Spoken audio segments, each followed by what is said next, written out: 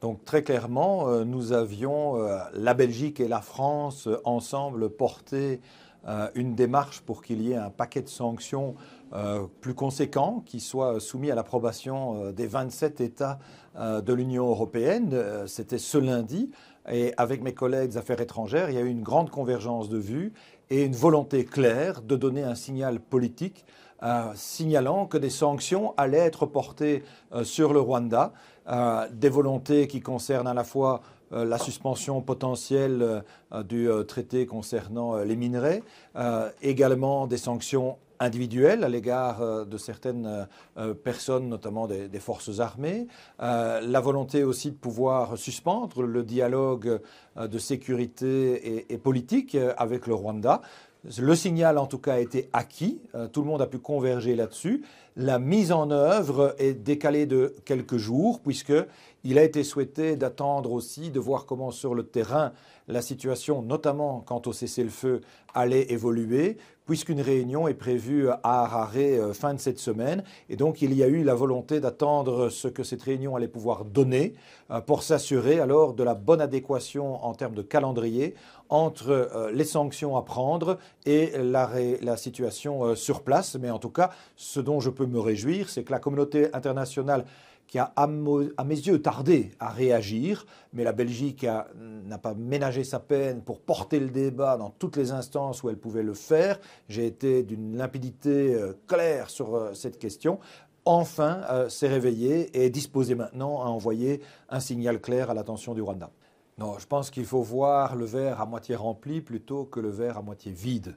Celui qui est à moitié rempli et qui me satisfait, c'est qu'enfin, la communauté internationale, en tout cas au niveau européen, a pris conscience qu'il fallait agir et faire pression pour pouvoir s'assurer de l'arrêt, évidemment, des violences commises par le M23, le retrait, évidemment, de ces mouvements qui sont soutenus en sous-main par le Rwanda. Chacun le sait et le condamne. Il y a un paquet de mesures potentielles sur la table qui pourront être activées dans les jours ou semaines qui viennent en fonction de l'évolution du terrain, mais il y a en tout cas quelque chose qui est très clair, c'est que l'Union européenne a marqué sa totale désapprobation, sa condamnation forte à l'égard de la manière dont le Rwanda se comporte avec les conséquences dramatiques que l'on connaît à l'est du Congo. Le principe même de la souveraineté et de l'intégrité territoriale que nous défendons collectivement à l'est de l'Europe, avec le conflit qui vise l'Ukraine, ne peut pas amener à des réactions différentes à l'est du Congo. Il ne peut pas y avoir de deux poids, deux mesures, et c'est pour ça que la Belgique exhorte à ce qu'il y ait une réaction forte de la communauté internationale. Je n'ai pas encore connaissance de l'agenda précis, mais en tout cas, c'est évidemment un dossier que nous suivons au jour le jour pour s'assurer que ce conflit se termine le plus vite possible. Il a déjà fait beaucoup trop de dégâts humains, avec beaucoup trop de victimes, et il n'est pas acceptable que l'intégrité territoriale de la RDC soit mise à mal de la sorte. On a eu l'occasion d'avoir un discours empreint de respect. Nous sommes des partenaires, bien entendu de longue date, mais plus que ça, surtout soucieux du respect du droit international, de l'intégrité territoriale de la RDC. J'ai pu, dès ma prise de fonction, qui date seulement depuis 3 semaines, rencontrer dès les 48 premières heures de mon mandat Madame Wagner, qui est votre ministre en charge des Affaires étrangères.